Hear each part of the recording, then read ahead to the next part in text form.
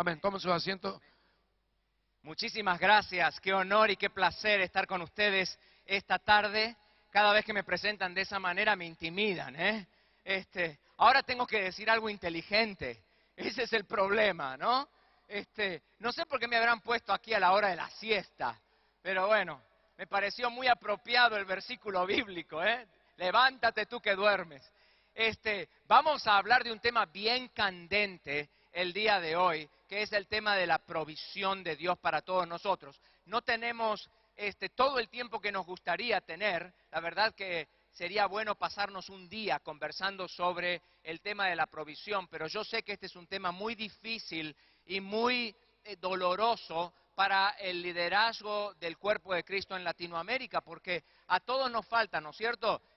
Y todos tenemos más mes que plata. No sé, como para el 24, 25, entramos a ayunar y a orar, ¿no?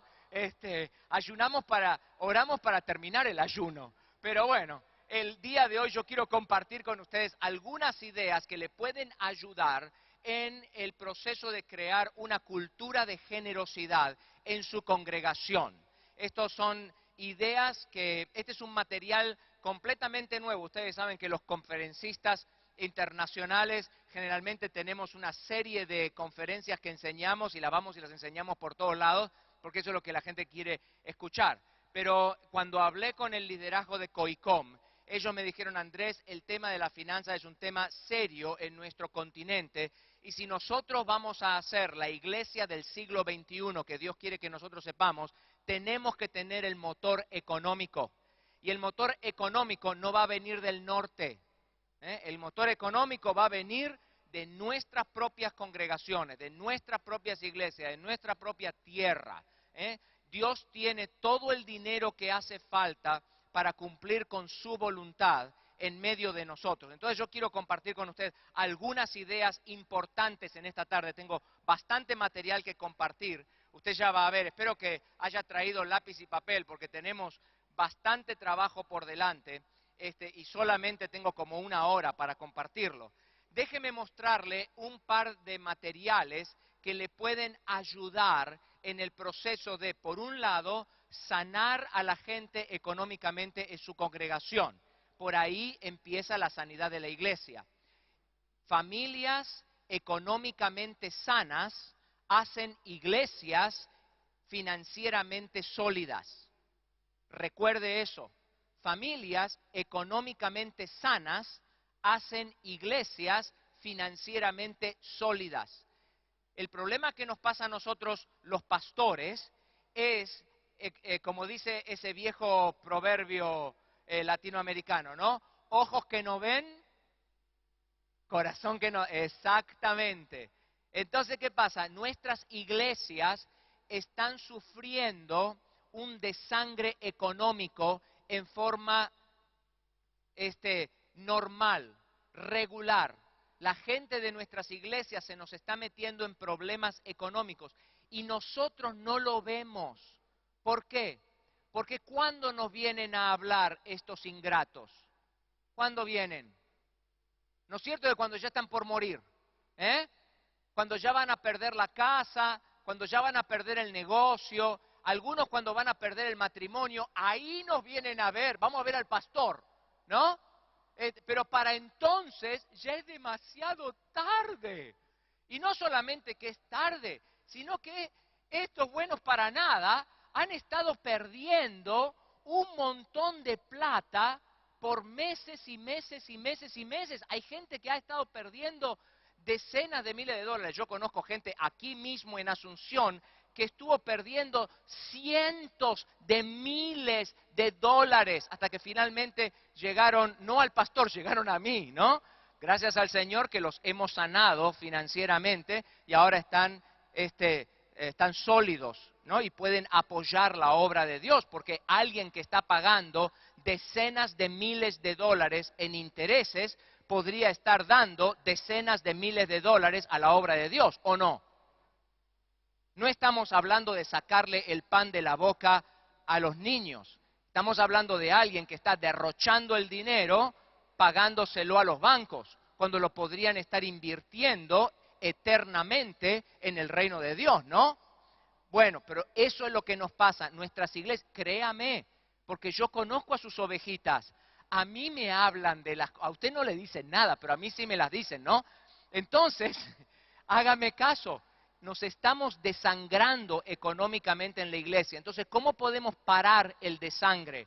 Hay que parar el desangre educándolos, enseñando a la iglesia ciertas cosas. Y yo le voy a comentar el día de hoy qué les tenemos que enseñar. Hay un par de herramientas que usted puede usar en su iglesia en estos días. Si usted vive aquí en el Paraguay, si usted es un pastor de este país, usted puede ir a la Fundación Principios de Vida, que son nuestros representantes oficiales en esta nación, y usted puede pedir un par de materiales. Uno de los que yo le recomiendo es este se llama La Mujer que Prospera. Es un estudio bíblico de Proverbios 31 visto desde el punto de vista financiero.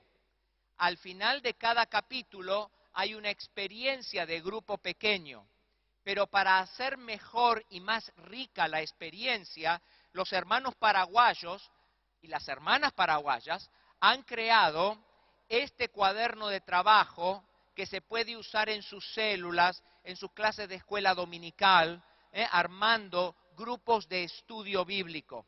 Entonces, ellos tienen este material de La Mujer que Prospera, yo se lo recomiendo. La verdad que le hemos pegado a algo con esto de la mujer y el dinero, no sé a qué, pero estamos teniendo un éxito tremendo. Este libro se convirtió en un bestseller en menos de 6 meses. Salió al mercado y se está vendiendo como fuego en todo el continente. Entonces, algo le pasa a las mujeres con la plata, ¿eh? ¡Qué bárbaro! Están tremendas, ¿sí? Entonces, si usted es un esposo y su esposa no está aquí, yo se lo recomiendo para que se lo lleve de regalo, ¿eh? Yo se le estaba recomendando esto el día de ayer. Yo le digo, ¿no? Se lo lleva de regalo a tu esposa. Tu esposa prospera y vos no tenés que laburar más. Nos paramos, macho, y salís a pescar surubí por acá, por el río Paraná, ya tranquilo, ¿no? La dejás ya trabajar.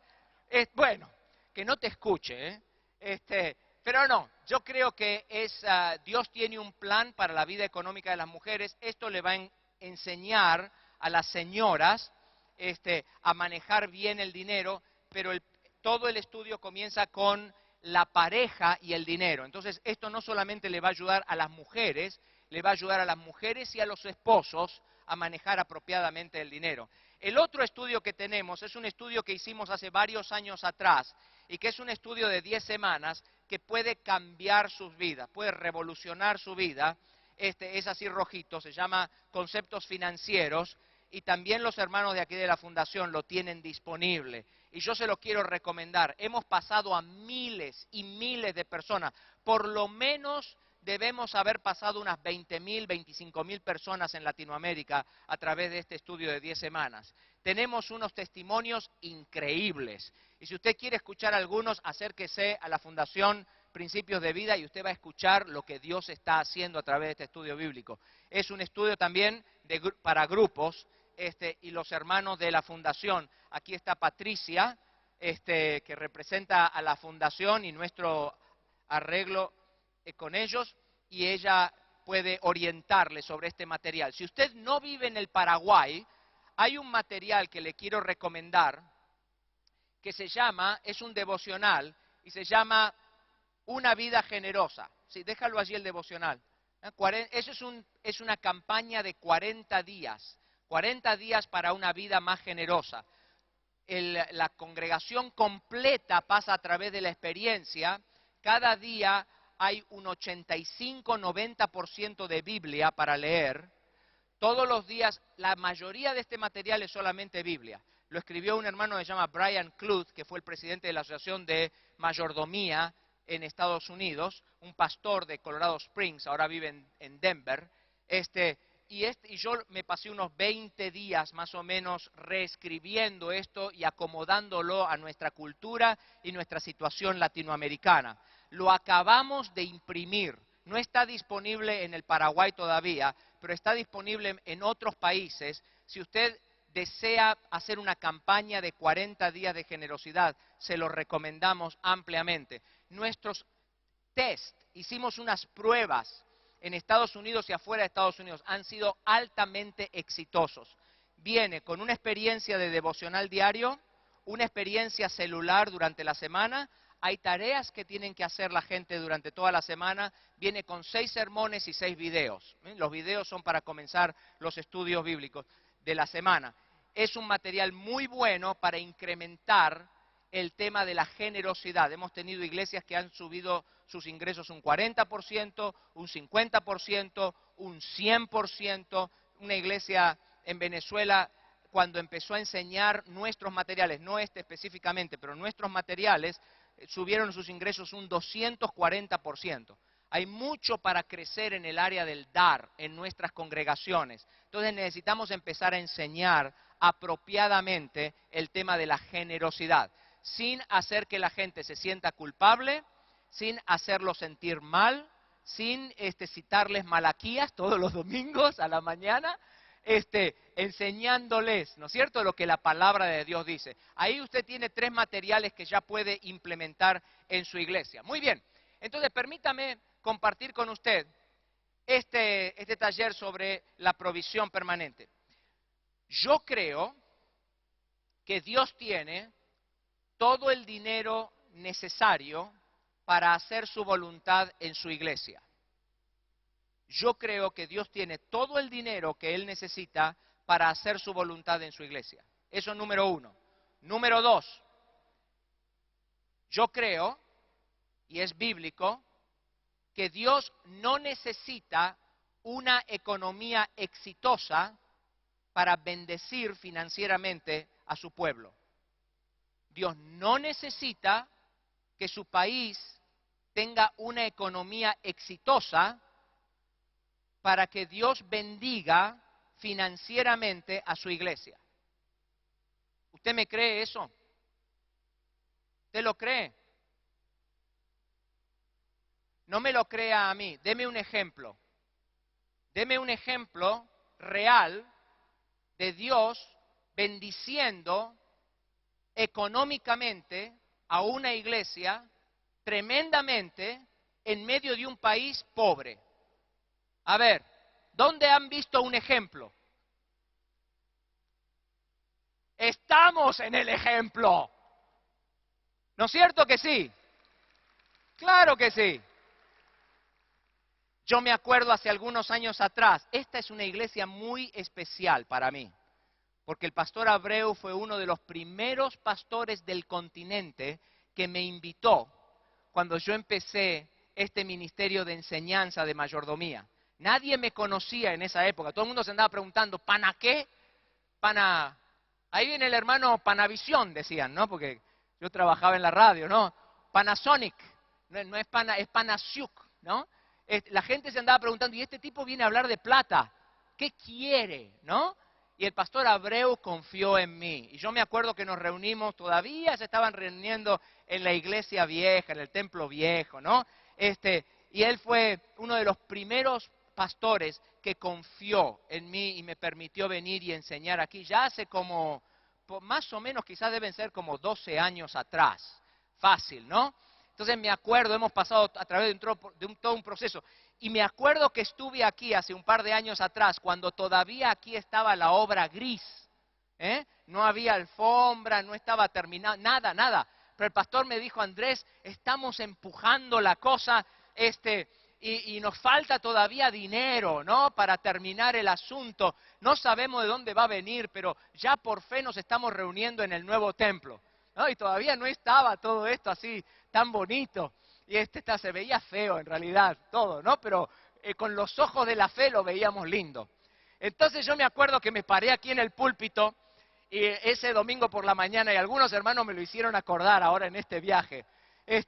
Me acuerdo que me paré aquí en el púlpito y les dije a todos, estaban todos los hermanos de la iglesia, y dije, hermanos, yo quiero que ustedes sepan de que esta iglesia tiene todo el dinero que necesita para terminar el templo. Ya lo tiene. Y todos los hermanos dijeron, bien, muy bien, gloria a Dios, todos aplaudieron, ¿no? Sí, Entonces yo quiero que sepan, número uno, que todo el dinero ya está. Número dos, el problema es que el dinero está, pero está en su bolsillo. Hay que sacarlo de su bolsillo y ponerlo ahora en el... Pero la plata está, ¿no? Y algunos hermanos se rieron, algunos dijeron que cómo lo va a terminar acá, cómo vamos a terminar. Pero mire, ¿estaba o no estaba la plata? Claro que sí. También está en su iglesia. Entonces yo quiero que usted aprenda ciertas cosas, quiero compartir con usted ciertas cosas del día de hoy, porque Dios tiene todo el dinero que Él necesita para hacer su voluntad en su iglesia. Quizás no le va a dar a usted el dinero para hacer la voluntad suya para su iglesia, pero Él le va a dar el dinero para hacer la voluntad de Él en su iglesia. Entonces, a veces nosotros tenemos ciertas ideas y el jefe dice, no quiero que hagas eso, quiero que hagas otra cosa. Entonces, pero Dios nunca ha tenido que salir a pedir prestado nada.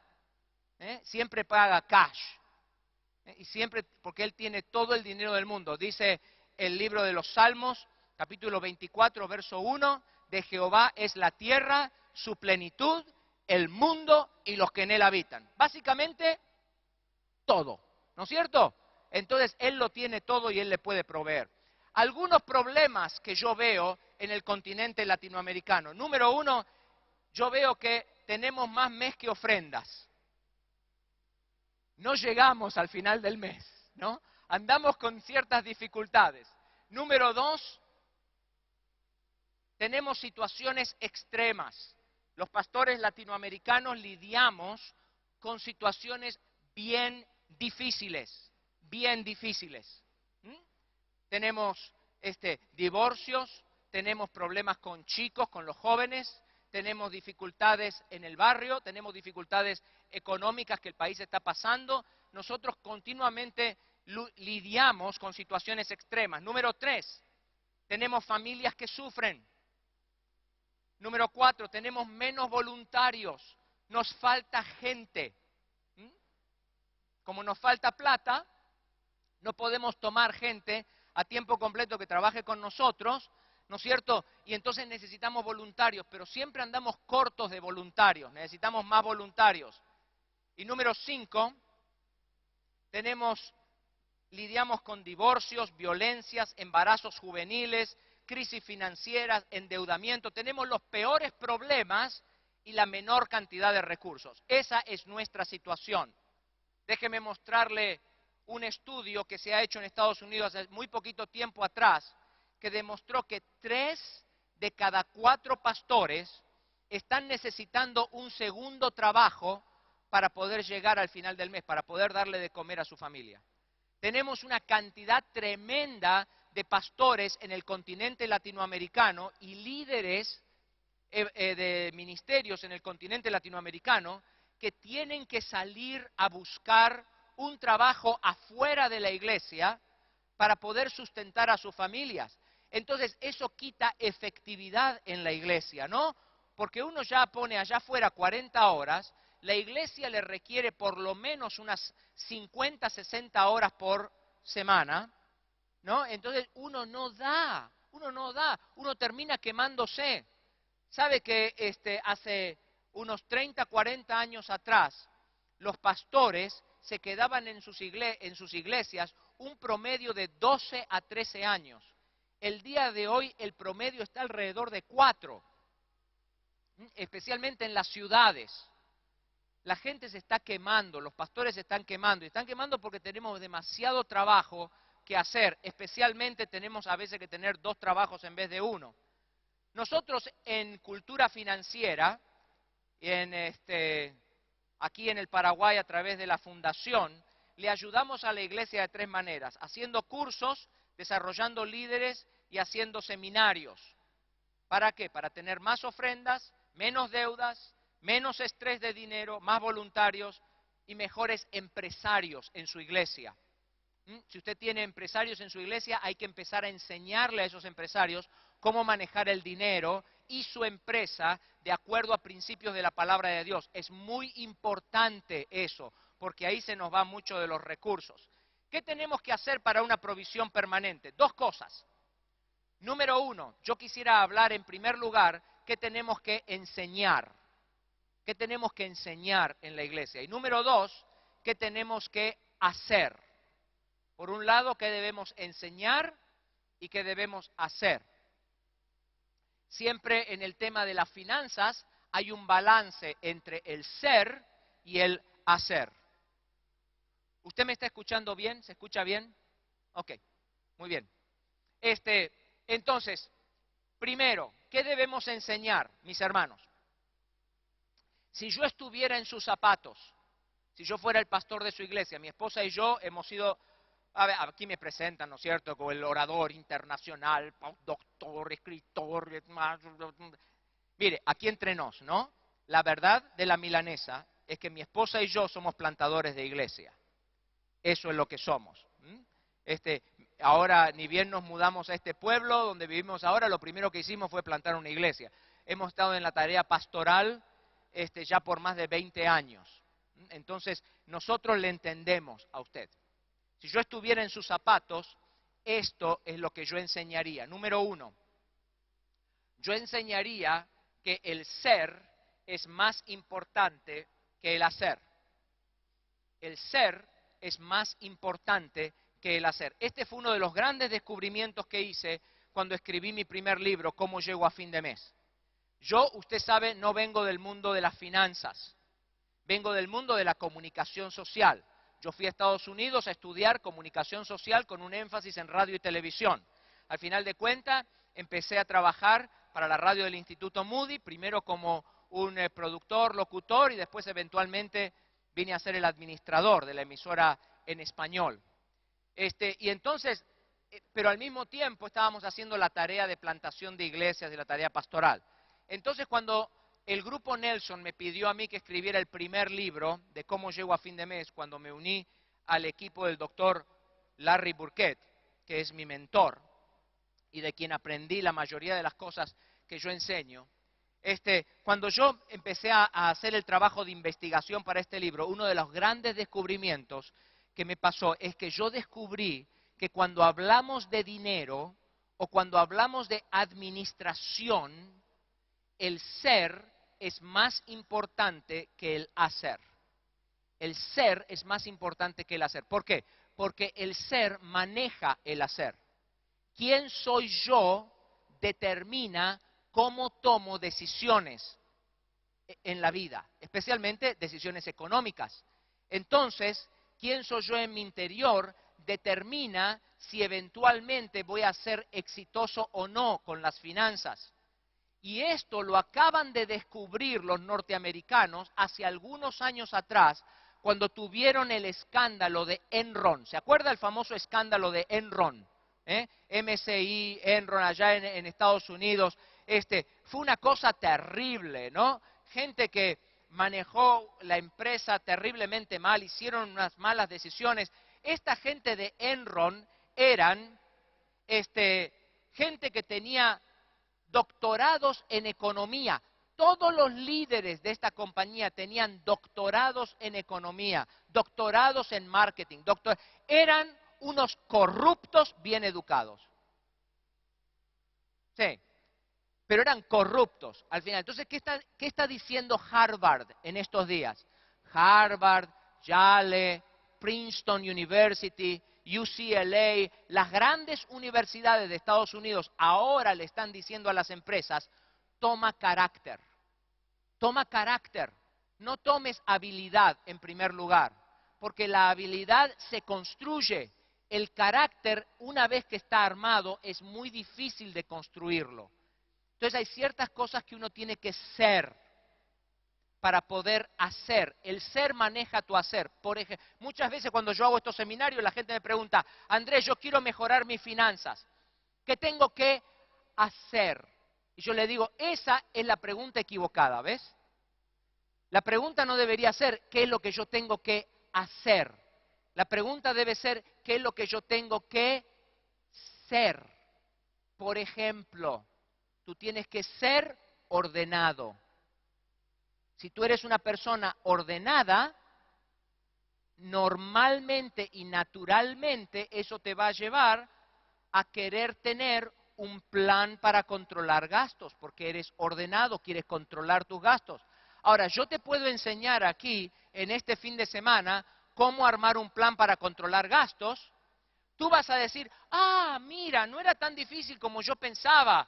Qué lindo que lo explicó el hermano Panasiuk. Sí, ahora entiendo cómo hacer un plan para controlar. Ah, sí, vas a volver a tu casa y ¿qué vas a hacer? Nada. Nada, ¿no es cierto? ¿Por qué? Porque no has asimilado la idea, no has cambiado paradigmas, no te has dado cuenta que para ser exitoso en la vida económica tú necesitas tener orden. Pero tú no vas a adquirir orden hasta que no decidas ser una persona ordenada. Yo necesito ser una persona ordenada. Entonces, el ser maneja el hacer. Ahora, yo puede que no te enseñe cómo hacer un plan para controlar gastos, pero tú esta tarde sales diciendo de este auditorio, la verdad que tendríamos que ser ordenados en casa. A ver si me consigo un libro de Panasiuk o de alguien ahí en la goda, a ver que me enseñen cómo hacer un... Y tú solito, porque te convenciste de que tienes que ser ordenado, tú solito vas a ir en búsqueda de la solución. ¿Ves? Entonces yo me he dado cuenta, ya son casi 20 años que enseñamos esto, primero en mi iglesia por 5 o 6 años, después en el resto del continente latinoamericano y después alrededor del mundo, ¿no? Yo me he dado cuenta que cuando voy a las iglesias, en vez de hablar del hacer, yo tengo que hablar del ser. Tienes que ser ordenado, tienes que ser paciente. Ayer hablábamos de la gratificación diferida. Tienes que ser perseverante. Cuando vienen las tribulaciones y las dificultades, tienes que aprender a perseverar. Tienes que amar la libertad. Tú tienes que amar la libertad. ¿Tú te acuerdas que tu abuelito, dime, de verdad, ¿te acuerdas que tus abuelitos le huían a las deudas como a la plaga? ¿No te acuerdas de eso? Que tú le hablabas a tu abuelo de que meterse en deuda y a él se le hacía así carne de gallina, ¿no? Se le subían los... Nada, no quería saber nada de meterse en deuda. ¿Por qué? ¿Sabes por qué? Porque nuestros abuelos, incluso nuestros padres, amaban la libertad. Ellos eran personas que crecieron con un amor a la libertad. Y ellos sabían lo que dice la palabra de Dios, que el rico se enseñorea de los pobres, el libro de Proverbios, ¿no? El rico se enseñorea de los pobres y el que pide prestado, ¿qué es? Esclavo del que presta. Entonces, ellos amaban la libertad. Nosotros se nos ha enseñado, desde los años 80, se nos ha enseñado a amar el crédito, a amarnos a nosotros mismos. Y estamos dispuestos a entregar nuestra libertad para darnos un gusto. Por eso que estamos dispuestos a sacar esa lavadora a crédito, o esa cocina a crédito, o la microondas, o el plasma, el equipo de sonido. ¿Por qué? Porque no amamos la libertad. Nosotros tenemos que enseñarle a nuestra congregación a amar la libertad. Dios te ha hecho libre. ¿Por qué te vas a hacer esclavo de los bancos? Digo yo, ¿no?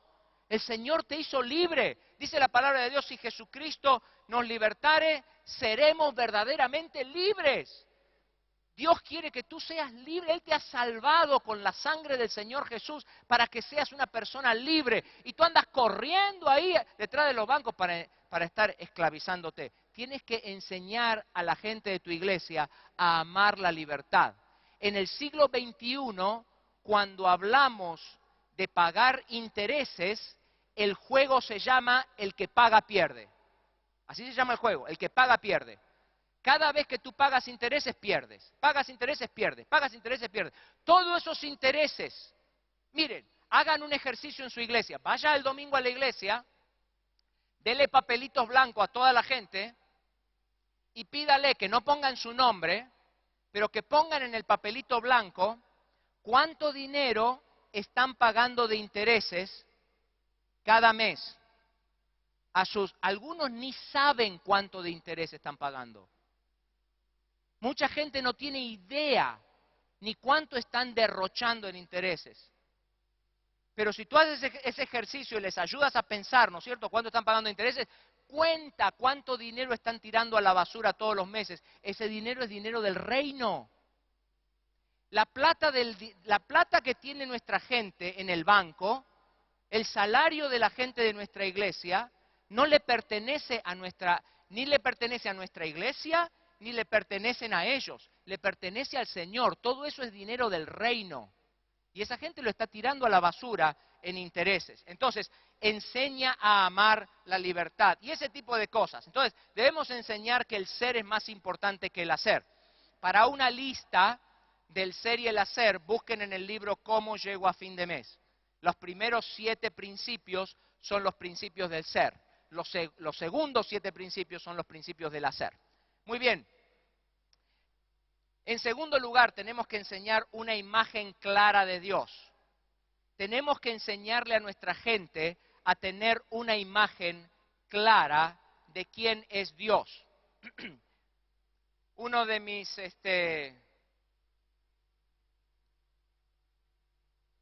estoy viendo que en mi PowerPoint tengo los 5 puntos de lo que tenemos que enseñar primero y después voy a regresar para trabajar cada uno de ellos. Déjenme mostrarle eso, acá está. Déjenme mostrarle los puntos primero. Esto es lo que yo les voy a enseñar de aquí a un ratito. Así lo pueden tomar nota. El ser es más importante que el hacer, una imagen clara de Dios, una actitud apropiada con respecto al reino y a las demás cosas, la santidad del creyente y uno más. Una actitud apropiada con respecto al dar. ¿Okay? Esas son las 5 cosas que yo le enseñaría a la iglesia si estuviera en su lugar. Déjeme ahora estudiar una por vez. Ya hablamos de que el ser es más importante que el hacer, ¿no es cierto? Y allí hay un versículo bíblico, Isaías 58:5, dice, es tal el ayuno que yo escogí, que de día aflija el hombre su alma, que incline su cabeza como junco y haga cama de silicio y de ceniza. ¿Llamaréis esto ayuno y día agradable a Jehová? En Isaías 58 vemos claramente que a Dios le importaba 3 pepinos la religiosidad de su pueblo y los actos religiosos de su pueblo. Él estaba buscando un corazón humilde, un corazón sencillo, un corazón que le ame a Él. Y no estaba mal los actos religiosos, no estaba mal, pero Él amaba más el corazón de la gente. Entonces, el ser es más importante que el hacer. Número 2, una imagen clara de Dios. Uno de mis,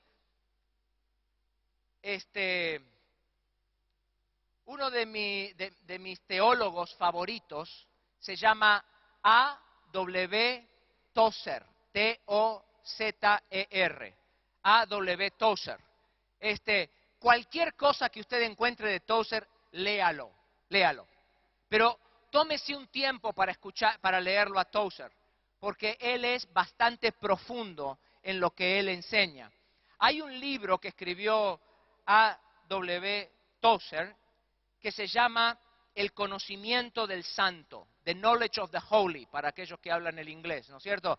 El conocimiento del santo. No me acuerdo muy bien, pero me parece que lo imprimió Editorial Vida. Me parece, no estoy muy seguro. Pero usted puede buscarlo en la internet. Tozer, el conocimiento del santo. Tozer, cuando comienza el libro, de El conocimiento del santo, la primera frase con la que él comienza dice así: lo primero que viene a tu mente cuando pensamos en Dios es la cosa más importante que pensamos sobre nosotros mismos. ¡Wow! Les dije que lo tenían que pensar a Tozer, ¿no? El librito El conocimiento del santo es como un panfleto, así chiquito. Yo cuando lo conseguí dije, me lo leo ahora en una tarde mientras voy en un viaje me lo leo. 5 días después, todavía andaba pensándolo. Porque Tozer es profundo. Pero fíjese lo que dice él. Él dice, lo primero que viene a nuestra mente cuando pensamos en Dios es lo más importante que nosotros pensamos sobre nosotros mismos. ¿Por qué? Porque la imagen de Dios influye fuerte, determina, esa es la palabra. La imagen de Dios determina mi imagen. Quién yo creo que es Dios determina quién soy yo. Por ejemplo, si Dios es Padre, yo cuando cierro los ojos, yo pienso en Dios, mi Padre. ¿Quién soy yo? Si Él es el Padre, yo soy hijo. Perfecto. Si Él es el Rey del reino de los cielos, ¿qué soy yo?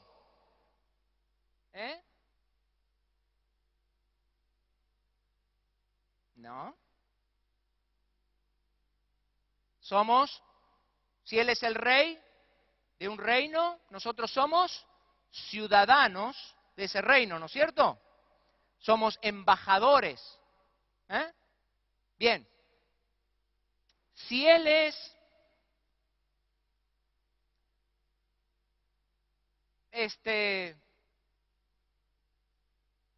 si Él es Padre, yo soy hijo. Si Él es Rey, yo soy. Si Él es Señor, ¿qué soy yo? Su siervo, ¿no es cierto? Pero si Él es un supermercado,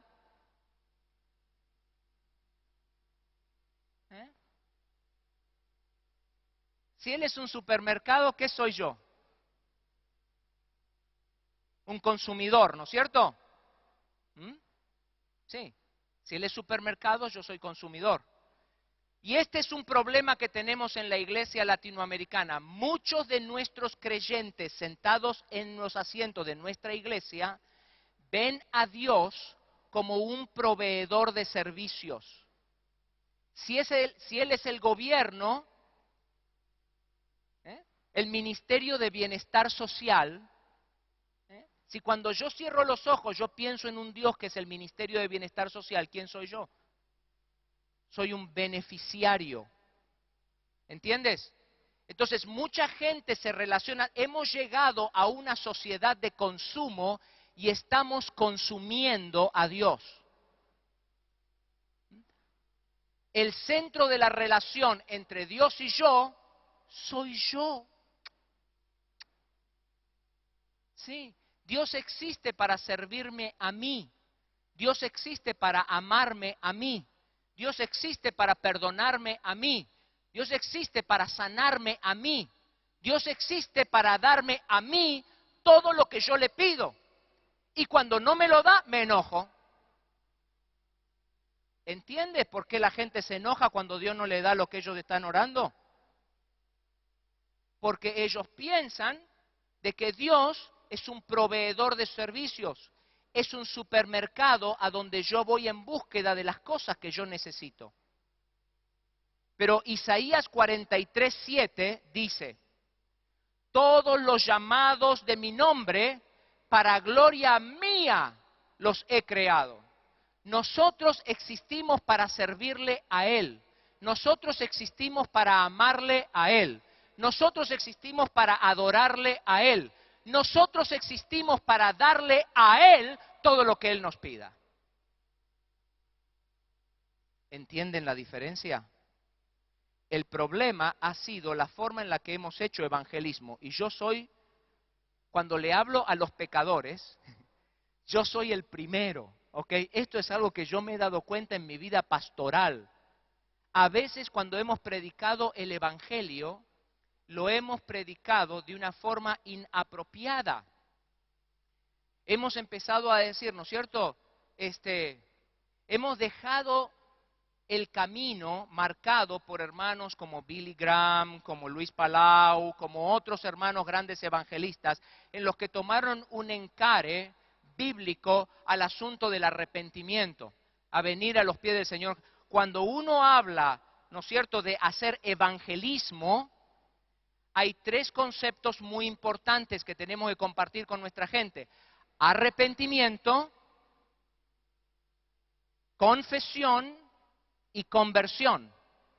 Arrepentimiento, confesión y conversión. Me arrepiento de mis pecados, lo confieso públicamente y me convierto de mis malos caminos.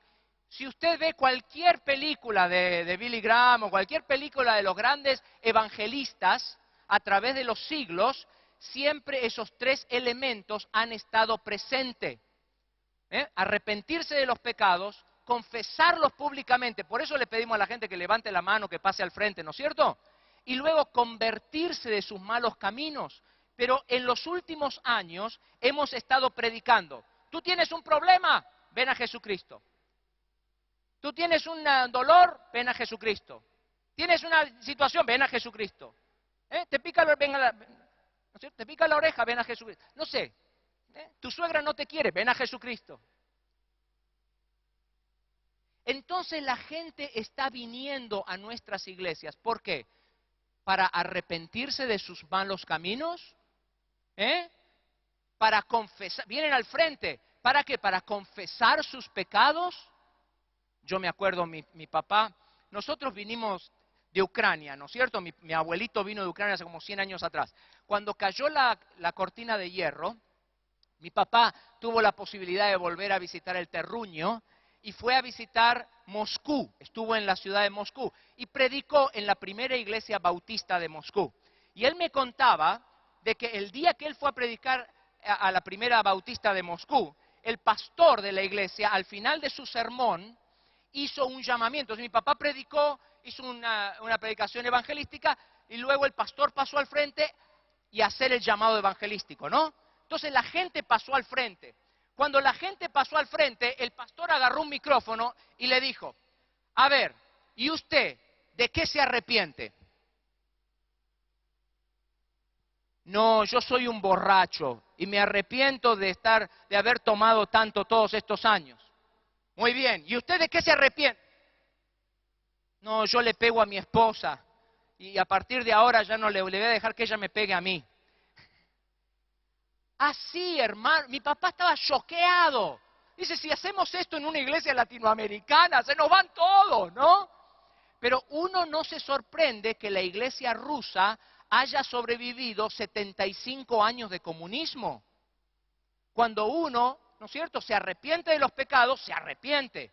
Y lo dice en público. Yo no digo que usted haga eso en su iglesia, por favor, ¿no? Pero lo que estoy diciendo, mis hermanos, es ¿por qué está viniendo el pueblo latino a nuestras iglesias? Estemos seguros que vienen a los pies de Cristo porque se arrepienten de sus pecados, los confiesan públicamente y luego se convierten de sus malos caminos. Arrepentimiento, en vez de venir a la iglesia por los panes y los peces. Esa gente que viene por los panes y los peces no está comprometida con el reino. Esa gente está pensando qué es lo que esta iglesia puede hacer por mí.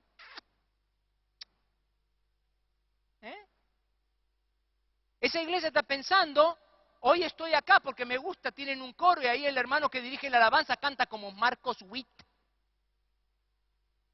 Pero 6 semanas después hay otra iglesia donde la gente canta mejor que Marcos Witt y allá se van. Y tenemos turismo evangélico de iglesia a iglesia. La gente anda, ¿no es cierto que no te pasa a ti, los turistas evangélicos? ¿Por qué anda? Porque esa gente entra por las iglesias pensando ¿qué tiene esta iglesia que ofrecerme a mí? Nosotros tenemos que empezar a enseñar a nuestras congregaciones que nos tenemos que bajar del caballo, como lo hizo San Pablo, arrodillarnos a los pies del Señor Jesucristo y decirle, Señor, ¿qué quieres que haga yo por ti? Así tiene que pensar nuestra gente. Y hasta que no empiecen a pensar de esa manera, va a ser muy difícil que entreguen la billetera. Entonces, la gente tiene que tener una imagen apropiada de Dios. Descartar la imagen utilitaria de Dios. Descartar al Dios supermercado y al Dios del bienestar social. Yo no digo que Dios no puede hacer milagros, Ojo, ¿me está entendiendo eso? Porque ahora van a decir, no, que Panasiuk está diciendo que no. ¿No es cierto? Yo me acuerdo cuando empezamos el ministerio, 14 días después que empezamos este ministerio, el doctor miró a mi esposa a los ojos y le dijo, mire señora, en su familia hay un cáncer que corre por la familia. Su tía se lo pescó, en menos de un año se murió. Su prima se lo pescó, en menos de un año se murió. Y ahora usted se lo pescó. Y si yo fuera usted, yo haría preparativos. Usted tiene 2 hijas, un esposo, yo empezaría a prepararme. ¿No es cierto? Yo me acuerdo ese día vívidamente. Yo tenía una nena de 3 años y una nena de 5 años. Y yo le dije al Señor, Señor, ¿por qué? Porque si somos una pareja joven, acabamos de dejar el Instituto Bíblico Moody, un ministerio que tenía un presupuesto de $100 millones anuales, y ahí estábamos sentados en el gallinero del campo de mi suegra, lanzando este nuevo ministerio solitos, levantando fondos para nuestro sustento, y ahí estamos con un cáncer mortal en la vida de mi esposa. ¿Sabe lo que hicimos? Hicimos lo que dice la Biblia. Tomamos a mi esposa, la llevamos a la iglesia delante de los ancianos, la ungimos con aceite, le pusimos las manos y oramos por ella en el nombre del Señor Jesús. Y nosotros le dijimos al Señor, Señor, yo quiero que tú me sanes a mi esposa, porque ella se lo merece. Y gracias a Cristo, el día de hoy, 15 años después, mi esposa está sana como un bebé. Y el doctor todavía se está preguntando qué pasó. Yo no digo que Dios no hace milagros hoy como ayer, ¿me entiende? Lo que estoy hablando es de cómo piensa la gente que está sentada en nuestras iglesias. ¿Están en nuestra iglesia para usar a Dios o para dejarse usar por Dios? Cuando la gente en nuestras iglesias entienden eso, tienen una imagen apropiada de Dios, entonces las cosas cambian. Número 3, una actitud apropiada con respecto al reino y a las demás cosas. La palabra de Dios dice, buscad primeramente ¿qué? ¿Qué tenemos que buscar? Lo que pasa es que muchos de nuestros jóvenes el día de hoy dicen, sí, yo voy a buscar el reino, pero después que me gradúo de la universidad. O primero voy a desarrollar mi empresa y después cuando ya tenga la empresa desarrollada, ahí ya empiezo, vamos a diezmar y vamos a apoyar la obra de Dios. ¿Dice eso la palabra de Dios? Ve en tierra a tu padre primero y después sígueme. ¿Dice eso? No, señor. El que no diezma ahora, cuando gana 3 pesos por mes, no va a diezmar tampoco cuando gane 3 millones de pesos por mes. Créamelo. Entonces tenemos que tener una actitud apropiada hacia el reino y las demás cosas. Entender que si ponemos al reino primero, ¿qué dice que las demás cosas que va a pasar? Ya van a venir por añadidura. Entonces no te preocupes ni te tengas ansiedad por las demás cosas. Enseñarles a poner al reino primero. Y número 5, rápidamente, 4, perdón, el tema de la santidad del creyente.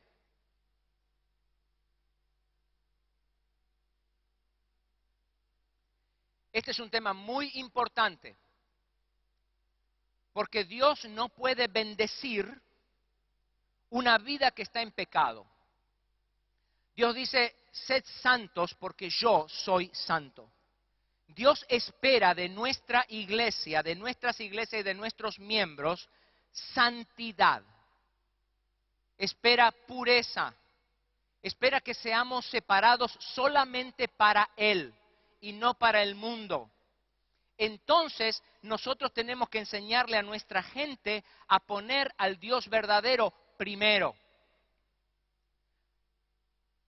Este es un tema muy serio en Latinoamérica, porque hay mucha tentación para ceder a Satanás en el área de las finanzas, mentir, no pagar impuestos como corresponde. En nuestras empresas, muchas veces los empresarios de nuestras iglesias tienen a gente en blanco y gente en negro. Algunos lo tienen en blanco, en negro, en rojo, en verde, en amarillo, qué sé yo, ¿no? Andan escondiendo la plata para no pagarle al gobierno. O nuestra gente vuelve de COICOM y no llena las planillas para la aduana de su país, porque se compraron cosas lindas en el Paraguay, pero no quieren pagar impuestos por esas cosas que se compraron en el Paraguay. Entonces tú tienes que saber que la salvación es incondicional, pero la bendición de Dios es condicional, y es condicional a la obediencia. ¿Te acuerdas cuando el pueblo de Israel entró en la tierra prometida? Entraron en Jericó, ¿no es cierto? La primera batalla fue Jericó, gran victoria en Jericó. Después que ganaron en Jericó, dijeron, bueno, vayamos y ataquemos el pueblito de Ai. Ahí está, en el pueblito de Ai, en esa montañita por allá, perdidito. Vayamos y ataquemos al Ai, ¿no? Y ellos fueron a atacar a Ai, y ay, la paliza que le dieron en Ai. ¿No es cierto? ¿Por qué perdieron en Ai? ¿Por qué el pueblo de Israel perdió en Ai? Usted tiene que hablar fuerte porque yo tengo el micrófono y usted no. ¿Por qué? ¿Por qué? Porque alguien robó, ¿no es cierto? Acán robó. ¿Cuál era el pecado de Acán? ¿Cuál fue el pecado de Acán? Desobediencia más profundo que desobediencia. Antes de la desobediencia, el pecado de fondo en la vida de Acán. La codicia, exactamente. El tema de la codicia. Ese fue el pecado de Acán. Que esa codicia lo llevó a la desobediencia, que lo llevó al robo, ¿no es cierto? Y luego lo llevó a que tanta gente muriera por culpa del pecado de Acán.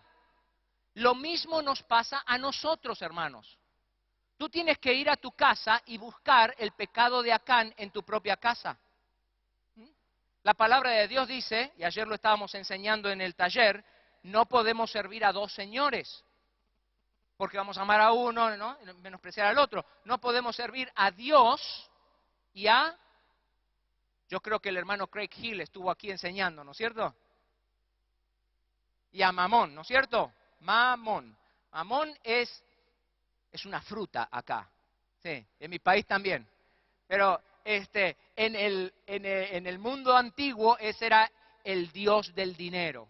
Entonces tú todos los días tienes que tomar decisiones. Escúchame bien, tú como líder y como papá en tu casa o mamá en tu casa, tú tienes que tomar decisiones todos los días. ¿Voy a servir al Dios verdadero o al Dios del dinero? ¿Voy a servir al Dios verdadero o al Dios del dinero? Voy a servir al Dios del... Y lo que nos pasa en Latinoamérica es que lamentablemente el Dios del dinero nos está ganando. Y eso no lo podemos permitir y no lo vamos a permitir. Yo estoy en este ministerio justamente para confrontar al Dios del dinero y no permitir que nos siga ganando. Y si tú quieres saber dónde nos gana el Dios del dinero, piensa en la música cristiana pirateada que tienes en tu casa. Algún día tú tuviste que decir, bueno, ¿qué hago? ¿Me compro ese disco compacto de Marcos Witt de los 25 aniversarios y me gasto $15? ¿O me ahorro los $15 y ensucio mi salvación copiándolo? Y tú dijiste, ensucio mi salvación. Ensucio mi santidad. Porque me quiero ahorrar 15 miserables dólares. Y tú no te das cuenta que cuando tú te quisiste ahorrar los 15 miserables dólares, sacaste de ti la gracia de Dios. Porque Dios no va a derramar su gracia sobre una vida que vive en pecado. ¿Entiendes? Yo le digo a los pastores, ¿cómo puede ser que tú quieras tener poder detrás del púlpito cuando el sermón que estás predicando lo preparaste en un programa de software pirateado? Ahí hay mucho grito, mucho salto, mucho lo que tú quieras, pero no hay poder. ¿Por qué? Porque ese sermón fue preparado en pecado. Entonces, fíjate, te doy un ejemplo para que lo veas. Suponte que tenemos una parejita el día de hoy. Y la pareja viene aquí al frente buscando la bendición de Dios para su matrimonio. Entonces nosotros la traemos aquí al frente, los líderes de la iglesia, latinoamericana, los rodean, le imponen las manos, oramos por ellos, pedimos la bendición de Dios. Señor, abre los cielos, bendice a esta pareja que quiere servirte, que Señor, que la bendícela. Se caen, se levantan, se caen, se levantan. Todo lo que tú quieras, ¿no es cierto? Terminamos el culto y esta noche este varón se pasa la noche con una mujer que no es su esposa. ¿Tú crees que Dios va a bendecir a esta pareja? ¿Cómo que no? ¿Cómo que no? Si oró sobre ellos el predicador internacional, alto, guapo, argentino. Oraron todos los líderes latinoamericanos, oró el cuerpo de Cristo, se cayeron, se levantaron. ¿Cómo que no? ¿Tú crees que Dios lo va a bendecir? Pero ni en 1000 años lo va a bendecir. ¿Por qué? Porque la bendición de Dios es condicional a la obediencia. Entonces, si tú quieres ser bendecido financieramente, económicamente, en tu iglesia, en tu ministerio, tú te tienes que asegurar que en tu ministerio no está el pecado de Acán. Por eso que tienes que llevar bien los libros. Por eso que tú tienes que hacer las preguntas difíciles. Por eso tienes que preguntar y estar seguro que las cosas se hacen como se hacen. Y si no se hacen bien, no se hacen. Tienes que vivir una vida de integridad, una vida de honestidad, una vida limpia delante de Jesucristo. Si esta iglesia latinoamericana va a ser un factor de transformación continental, no podemos tener líderes en la iglesia que anden no con una pata en el cielo y otra en el infierno. Allí no va a haber bendición. Muchas veces predico para una organización que se llama Promise Keepers, ¿no? Y otras organizaciones de varones. Y yo tengo una definición de integridad. Integridad es hacer lo que se tiene que hacer, cuándo se tiene que hacer, cómo se tiene que hacer, sin importar las consecuencias. Hacer lo que se tiene que hacer, cuando se tiene que hacer, cómo se tiene que hacer, sin importar las consecuencias. Hasta las últimas consecuencias, sea conveniente o no. Nosotros en Latinoamérica somos los reyes de la ética situacional. La ética situacional dice que las cosas están bien o están mal dependiendo de la situación. Muchas veces yo hablo a los empresarios sobre el tema de que tienen que pagar los impuestos como corresponde. Y me dicen, pero Andrés, es que vos estás viviendo con los gringos ya por mucho tiempo. Te olvidaste cómo funcionan las cosas aquí en Latinoamérica. Yo no me olvidé cómo funcionan las cosas en Latinoamérica. Pero a Dios le importa 3 pepinos cómo funcionan las cosas. A ver, ¿desde cuándo a Dios le importa cómo funcionan las cosas? Dígame usted. Lo que pasa es que mucha gente en Latinoamérica cree, ¿no?, que hay que ayudarle a Dios. ¿Ve? Tenemos que tener a la mitad de nuestra gente en negro porque Dios no puede proveer el resto de la plata que necesitamos. Pero a Dios no le importa cómo funcionan las situaciones. ¿Entiende? Cuando el Señor Jesús quería caminar sobre el agua, ¿no es cierto? ¿Qué hizo? Él iba caminando, ¿no? Él iba caminando así y de pronto se paró y dijo, ahí está el agua. Y después dijo, agua, te ordeno que estés sólida. Abracadabra, pata. ¿Así dijo Jesús? ¿Así dijo? No, no señor. El Señor Jesús iba caminando por tierra firme. Él llegó hasta el agua y continuó caminando arriba del agua como si nada. Porque Dios es el que hizo las leyes del universo y a Él no le importa cómo las cosas funcionan, ¿me entiende? Tenemos que enseñarle eso a nuestra gente. Fíjese, esto es lo que yo he descubierto. Déjeme compartirle algo así de pastor a pastor. Esto es lo que yo he descubierto. Cuando los empresarios le quieren ayudar a Dios, mintiendo, engañando, ¿ve?, traen pecado a su empresa. Entonces Dios no bendice financieramente la empresa. Como Dios no bendice financieramente la empresa, ellos se dicen a sí mismos, ¿ves? Tengo que ayudarle a Dios. ¿Y qué hacen? Pecan más, mienten más, y es un círculo vicioso en el que su pecado los lleva a la falta de bendición, que los lleva a convencerse de que necesitan ayudar a Dios y necesitan mentir y robar para poder sobrevivir. Pero cuando este empresario se para firme junto a la cruz y él dice, no Señor, yo voy a obedecer al Señor Jesucristo, aunque me cueste la empresa, aunque me cueste la vida, ese empresario se coloca en una posición en la que Dios puede comenzar a hacer cosas que él nunca ha visto y nunca ha oído. Entonces Dios hace un milagro en su negocio y él dice, ¡wow! ¿No? Ahora entiendo de que lo importante no era la plata, sino la obediencia. Y él continúa obedeciendo y Dios continúa bendiciendo y haciendo milagros en sus empresas. Y 1 más 1 ya no es 2, ahora es 3, 3,5, 4,5. ¿No es cierto? Lo que a Dios se le cante las ganas. Y entonces él se fortalece en su fe. Pero hasta que el empresario no está comprometido, estoy hablando del empresario, estoy hablando del pastor, o estoy hablando del líder ministerial, hasta que no estamos comprometidos a muerte a hacer lo que tenemos que hacer, no vemos la mano milagrosa de Dios. Cuando tú empiezas a ver la mano milagrosa de Dios obrando en tu vida, ahí empiezas a aprender de que tú no necesitas hacer escaramuzas para poder llegar al final del mes.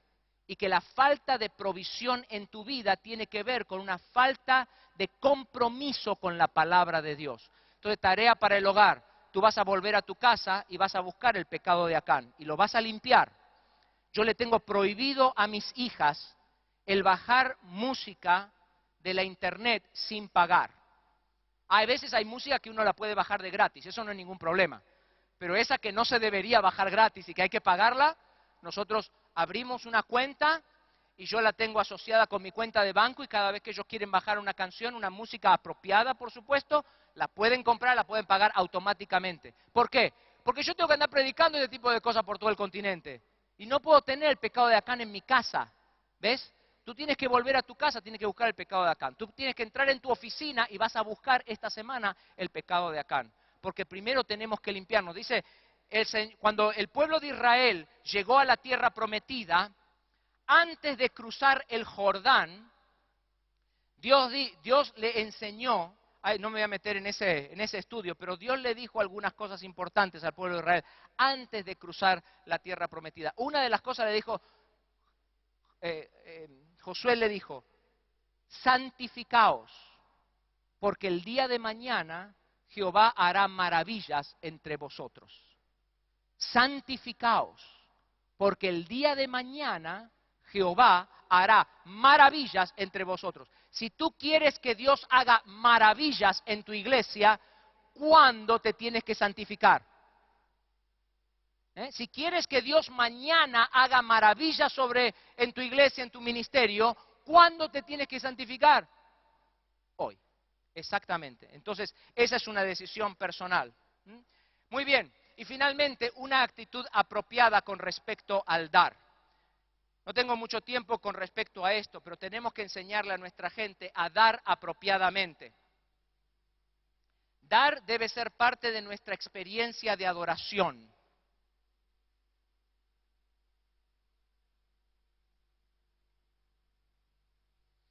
Ahora que estoy viviendo en Estados Unidos por muchos años, yo me he dado cuenta de que para no solamente los norteamericanos, para la gente que viene del norte de Europa, los alemanes, los suecos, los dinamarqueses, los holandeses, para la gente que viene del norte de Europa, el dar es parte de su experiencia de adoración. Ahora, yo lo veo en mi iglesia, ¿no? Cuando la gente de mi congregación, que es una congregación americana, cuando ellos dan al Señor, ellos están expresando adoración a Él. El tiempo es dinero, ¿no es cierto? Entonces, cuando ellos dan dinero, ellos entienden que están dando de su sangre, de su tiempo, de su esfuerzo personal a Dios. Es un sacrificio que ellos hacen delante del Señor. Es adoración a Dios. Entonces, para los norteamericanos, para la iglesia americana, el dar es parte de su experiencia de adoración. Para los latinoamericanos, parte de nuestra experiencia de adoración no es dar. ¿Qué es? Pedir. es pedir. ¿Eh? ¿Se acuerda usted cuando estaba en la vieja iglesia? ¿Eh? Yo me acuerdo haber ido al DF y en el DF me llevaron a visitar a la Virgen de Guadalupe. ¿Alguno ha estado por allí? Estábamos visitando diferentes lugares y me llevaron, mira, aquí la Virgen de Guadalupe es muy famosa, estamos aquí cerca de esa iglesia, vamos que te vamos a llevar a visitar para que veas, ¿no? Una cuestión cultural mexicana. Entonces cuando yo llegué ahí a la iglesia de la Virgen de Guadalupe, hermanos, yo veía a gente mexicana, ¿no es cierto?, llegando a la iglesia de rodillas, derramando su sangre en las calles de la Ciudad de México. ¿Ustedes tienen cosas parecidas en su país? Acá, ¿cuál es? La de Caacupé, ¿no es cierto? En Argentina es la Virgen de Luján. Ocurre eso también. Ahora, dígame usted, ¿por qué esta gente estaba derramando su sangre para ir a ver a la Virgen? ¿Por qué? ¿Porque querían hacer un sacrificio a nombre de la Virgen? ¿Por qué? Para pedir, ¿no es cierto? Para pedir. O porque habían tenido una manda, lo que se llama una manda. Si tú me haces esto, entonces yo hago esto. ¿No es cierto? Y eso lo hemos traído a nuestras iglesias. Y en nuestras iglesias, en vez de que la gente al dar tenga una experiencia de adoración, su experiencia de adoración es pedir en lo que Dios puede hacer, como dijimos antes, ¿no? Por mí.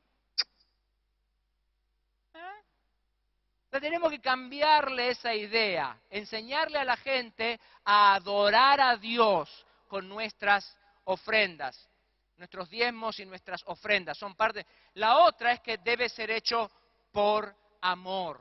No debe ser hecho por interés, no debe ser hecho por presión, debe ser hecho por amor. Bueno, tengo como 7 minutos más y todavía no entramos en lo que tenemos que hacer. Déjeme mostrarle un cuadro muy interesante de dos tendencias teológicas opuestas en el tema de las finanzas en la iglesia. Por un lado, uno tiene lo que yo llamo la teología de la pobreza. Y en la otra esquina está lo que yo llamo la teología de la prosperidad. Y en el medio, en el balance entre estas dos teologías, está la teología de la mayordomía, que yo creo que es la teología balanceada y bíblica. Déjenme mostrarle este cuadrito, no sé si lo pueden ver. En la teología de la pobreza, las posesiones son malas. Tener plata es malo. Si usted es un millonario, seguro que es un pecador. Sí, cuanto menos dinero, mucho mejor, ¿no? Cuanto más pobres, más santos. San Francisco de Asís, o la Madre Teresa de Calcuta, ese tipo de cosas. Las cosas son malas. Por otro lado, las posesiones, para la teología de la prosperidad, del otro lado, las posesiones son un derecho. Si yo me lo merezco, me lo tiene que dar el Señor porque me lo merezco, son el derecho que yo tengo. Sin embargo, en la teología de la mayordomía, las posesiones son una responsabilidad. Son una responsabilidad. Allí el Salmo capítulo 8, los versos, comenzando con el verso 6 hasta el 8, dice que Dios puso todo debajo de nuestros pies y para que nosotros lo administremos. Las cosas, la pobreza no es mala, Al contrario, la pobreza es un dolor de cabeza. Sí, señor. Y la prosperidad tampoco es un derecho. Las posesiones no son un derecho. Son una responsabilidad. Salmo 8, 5 al 8. En la teología de la pobreza, el trabajo es para cubrir nuestras necesidades básicas. Es seguro que porque pecamos tenemos que trabajar, ¿no? El trabajo es un dolor y lo hacemos solo para cubrir nuestras necesidades básicas. En la teología de la prosperidad, el trabajo es para enriquecerse. Voy a trabajar para hacerme rico, porque Dios me quiere rico. Sin embargo, en la teología de la mayordomía, El trabajo es para servir a Cristo. Colosenses capítulo 3, versículo 24. Nosotros hacemos nuestra tarea con excelencia porque a Cristo el Señor servís, dice la palabra de Dios. En la teología de la pobreza, los cristianos espirituales son pobres. Cuanto más pobres, mejor, más espirituales, ¿no? Sí, eso es porque ellos nunca vivieron en Latinoamérica, por eso lo dicen, ¿no? Pero nosotros los que vivimos en Latinoamérica sabemos que ser pobre no tiene nada que ver con ser espiritual, ¿no es cierto? Ser pobre es un problema, sí señor. En la teología de la prosperidad, los cristianos espirituales son ricos. Si eres espiritual, entonces tiene que ser, y si no eres rico, entonces hay algo malo en tu vida espiritual, ¿no? Sin embargo, la palabra de Dios dice que los cristianos espirituales en realidad son los fieles, son los fieles. Dice 1 Corintios 4:2, se requiere de los administradores que cada uno sea hallado como famoso, rico, alto, guapo, argentino. No, dice que cada uno de los administradores sea hallado como fiel.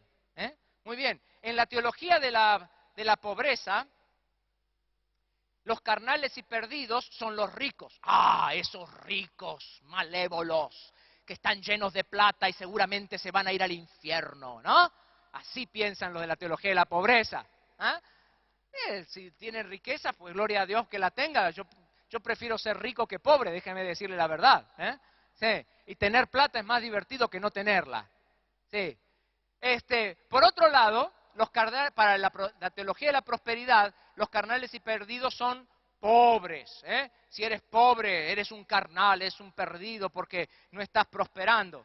Sin embargo, en la teología de la mayordomía, los carnales y los perdidos son los infieles. Apocalipsis 2:10 dice, sé fiel hasta que te convenga y te daré la corona de la vida. Amén. Amén, hermano. ¿No dice eso? No, Alguno me dijo por ahí amén. Dice, sé fiel hasta que pierdas plata. Y entonces, después puede ser fiel, cuando ya no pierde más plata puede ser fiel, pero mientras tanto puede ser fiel. ¿Dice eso así? ¿Qué dice? ¿Sé fiel hasta cuándo? Sé fiel hasta la muerte. Entonces, estamos hablando de la transformación del continente. ¿Sabe cuándo nuestro continente se va a transformar? Nuestro continente se va a transformar el día que la iglesia de Latinoamérica se ponga firme y diga, nosotros vamos a ser fieles a Jesucristo hasta la muerte. Hasta la muerte. Como Sadrach, Mesach y Abednego, que le dijeron al rey, Señor, es cierto, puede que nos achicharremos, Dios puede salvarnos, pero aunque nos achicharremos ahí en el fuego, todavía vamos a servir al Señor. Así tenemos que pensar en nuestras iglesias. Cuando empecemos a pensar cuadraditos así, de ser fieles a la muerte, hasta la muerte al Señor Jesús, nuestro continente va a cambiar. Yo se lo prometo, va a cambiar porque cada vez que la iglesia se ha puesto fiel a Jesucristo hasta la muerte, la historia del mundo cambió.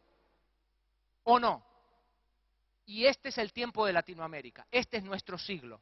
Muy bien, damos en la teología de la pobreza, damos porque es un deber. Se espera que tú des, y si no vas a dar, Dios te va a dar con un palazo por la cabeza, vas a ver, ¡paf!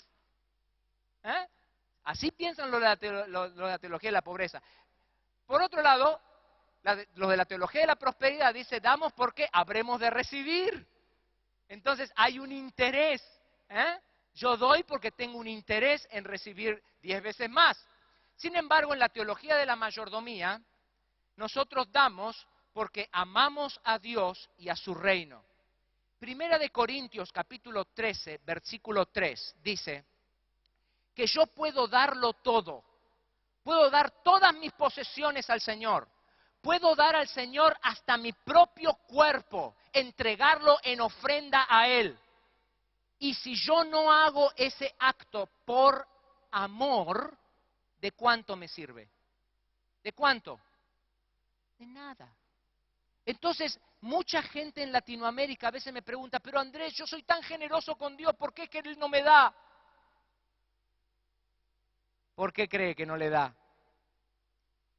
Porque estamos dando con el corazón incorrecto. Ahora tú me dices, pero Andrés, ¿tú no crees que Dios te va a dar mucho más? Por supuesto que no crees que Malaquías. Claro que creo en Malaquías. Yo creo en la palabra de Dios de tapa a tapa, incluyendo los mapas y la concordancia.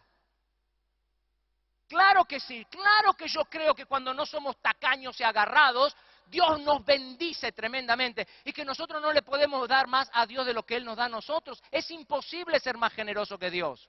Yo creo que hay bendición en la generosidad, claro, y mi esposa y yo somos testigos de la generosidad de Dios en nuestras vidas. Y que cuando no hemos sido agarrados y tacaños, Dios ha sido benévolo con nosotros y ha bendecido tremendamente nuestra vida a través de todos los años de casado que tenemos. Claro que sí, yo creo eso. Pero también creo que cuando yo le doy un peso a Dios, nunca se lo doy porque quiero recibir algo de Él. Siempre se lo doy como me enseña 1 Corintios 13:3, porque yo quiero que valga de algo lo que yo le doy. Entonces, en vez de dárselo por interés, se lo doy por claro. Ahora yo vuelvo a mi casa. Yo me acuerdo cuando mis hijos eran pequeñitos, ¿no es cierto? Y a usted le habrá pasado eso, seguro si tiene hijos. Uno llega a la casa, yo salgo del auto y mi nena, mis niñas de 5, 7, 8 años, vienen corriendo, corriendo, corriendo, corriendo, corriendo, y ¡guau! Me dan un abrazo y un beso. ¿Se acuerda? Nuestros chiquitos, después crecen, se hacen adolescentes y uno se pregunta, ¿estos son mis hijos? ¿Serán realmente los mismos? Pero cuando eran chiquitos, ¿no es cierto que eran así? Que nos daban un abrazo y un beso. Ahora, dígame la verdad, dígame la verdad. Usted, ¿por qué quiere que sus hijos, con qué razón quiere que sus hijos le den un beso y un abrazo? ¿Por qué? ¿Porque ellos quieren algo de usted o por amor? ¿No es cierto que queremos que nuestros hijos nos den un beso y un abrazo por amor? ¿No es cierto que sí? Claro. Ahora, ¿ve? Mis hijos cuando eran pequeños no entendían las bendiciones que su mamá y yo tenemos guardados para ellos, cuando sean grandes. Ellos no entienden de inversiones a largo plazo. Ellos no entienden de cuentas en la Bolsa de Valores de Nueva York. Ellos no entienden de propiedades. Ellos no entienden de los planes y las bendiciones que nosotros tenemos para ellos porque son nuestros hijos y les amamos. No entienden las bendiciones que la madre tiene guardado para los hijos. Pero a pesar de que nosotros tenemos grandes bendiciones guardadas para nuestros hijos, cuando ellos nos dan un abrazo y un beso, ¿por qué queremos que nos lo den? ¿Porque quieren sacarle algo al viejo? No, ¿no es cierto? Queremos que nos lo den, ¿por qué? Y así nuestro Papi Celestial, así nuestro Papi Celestial. Nuestra mente, mis hermanos, es demasiado pequeña para entender las bendiciones que Dios tiene preparadas para usted y para mí. Dios tiene grandes bendiciones preparadas para usted. Pero cuando usted le da a Él, Él quiere que usted le dé a Él. ¿Por qué? ¿Por las bendiciones? ¿Ah? No, por eso el 1 Corintios 13:3 dice, se lo tienes que dar por amor, porque si no lo das por amor, ¿de cuánto te sirve? ¿De cuánto? Ok, bueno. Se me acabó el tiempo. Tengo 5 o 7 minutitos más, ¿no es cierto? Vamos a tener que ir rápido, ¿ok? Rápido. Muy bien. En la teología de la pobreza, gastamos con temor y con falta de gozo. En la teología de la prosperidad, gastamos de forma superficial y consumista. En la teología de la mayordomía, gastamos en oración y responsablemente. Hebreos 13:5 dice, sea vuestras costumbres sin avaricias, contentos con lo que tenéis ahora, porque Él dijo, no te desampararé ni te dejaré. Bueno, hasta ahí entonces el asunto estas son el tipo de cosas que debemos enseñar. ¿Cómo creamos una cultura de generosidad en la iglesia? Por un lado, enseñando. Déjeme, pasa a la siguiente slide. Déjeme compartir con usted algo que yo aprendí del hermano Andy Stanley en Estados Unidos y de una organización que se llama Generous Givers. Ellos dicen que si nosotros vamos a enseñar generosidad en la iglesia, tenemos que hacer 4 cosas. 4 cosas. Número 1, modelar. Número 2, predicar. Número 3, enseñar. Y número 4, celebrar. Número 1, modelar. Número 2, predicar. Número 3, enseñar. Y número 4, celebrar. Número 1, modele. Si usted no diezma, el resto de su iglesia no va a diezmar. Usted tiene que ser el primero. En mi iglesia, los líderes no pueden ser líderes a menos que hagan un compromiso a diezmar regularmente. Porque si mi líder no diezma, ¿cómo le puedo pedir al resto del pueblo que diezme, no es cierto? Entonces, primero tenemos que modelar generosidad. Usted sea generoso, modele generosidad. Número 2,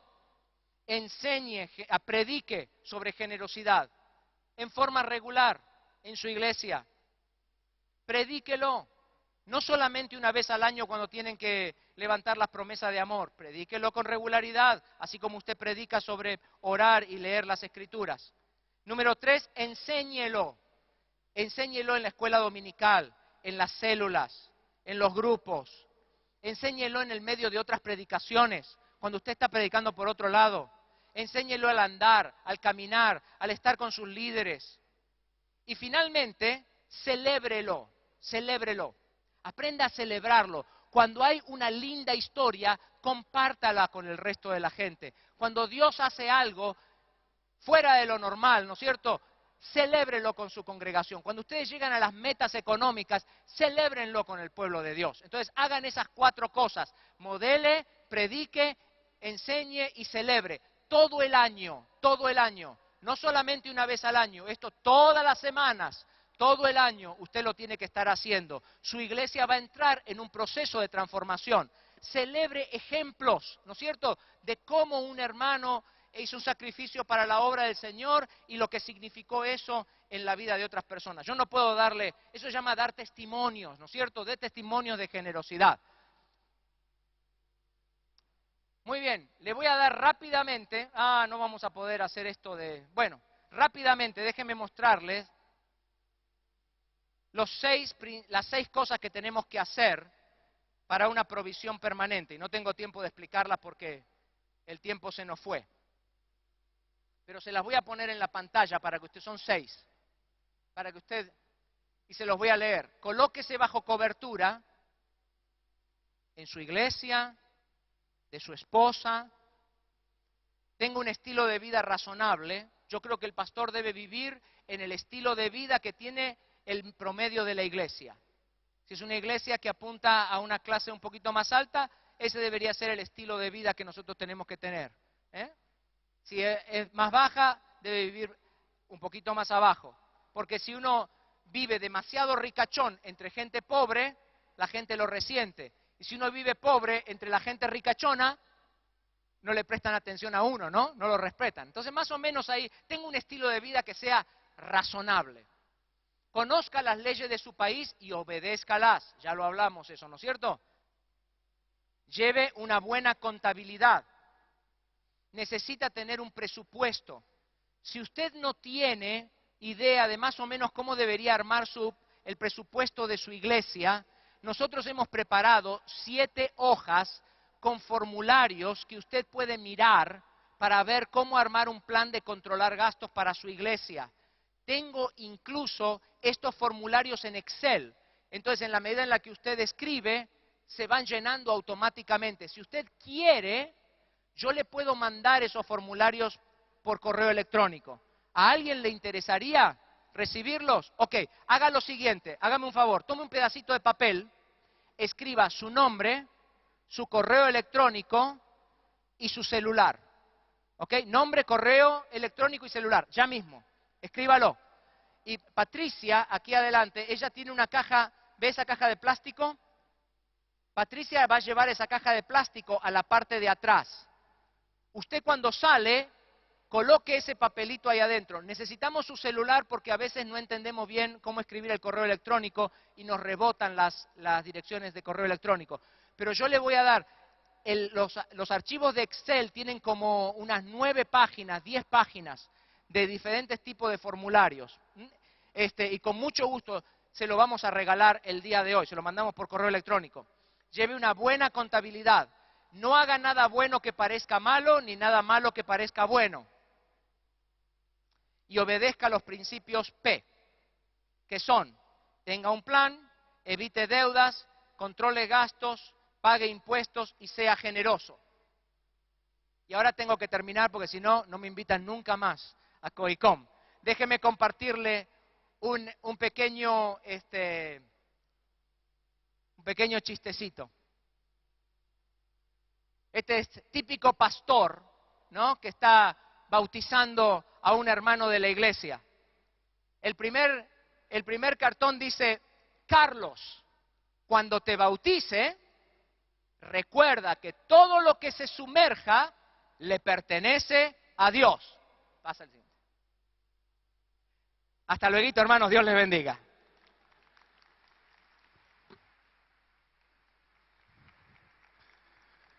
Gracias, Andrés, magistral clase. Y bueno, ahí vemos que hay todavía mucha tela que cortar. Pero creo que sí, hemos aprendido algunas cosas sustanciales para nuestra vida. Como el dinero es tan espiritual, no me animo a terminar esta plenaria sin una oración. Por favor, antes de salir de aquí, pónganse de pie, vamos a orar. Porque es uno de los demonios difíciles de vencer, los demonios que se meten en nuestro bolsillo. Entonces vamos a orar para que el Señor nos dé liberación. Señor Jesús, hemos aprendido tantas cosas sobre las finanzas y tú hablaste tanto sobre ello. Llena está tu palabra de enseñanzas. Señor, hemos aprendido las cosas tantas veces al revés. Y ahora yo te ruego que con tu Espíritu Santo impregnes los conceptos tuyos en nuestro corazón, en nuestro pensamiento, en nuestro interior. Transfórmanos para ser realmente lo que tú quieres que seamos, Señor. Danos la autoridad sobre el dinero. Libértanos de la esclavitud, Señor. De la esclavitud del dinero y de la esclavitud de las deudas. Libértanos de toda esa esclavitud, Señor. Quita esos tiempos de miseria de nuestras vidas, de nuestras iglesias, de los lugares donde estamos. Y enséñanos a ser como tú eres, Señor. Gracias porque tú eres una fuente inagotable. Tus recursos nunca terminan. Y que contigo siempre hay un mañana mejor. Señor, gracias porque sabemos que los recursos tuyos van mucho más allá de lo que vemos y conocemos, porque tus recursos son eternos. Te alabamos y te adoramos en el nombre de Jesús. Amén. Amén. Bendecir a 2, 3 hermanos y Dios mediante a las 6 de la tarde el gran concierto aquí de COICOM.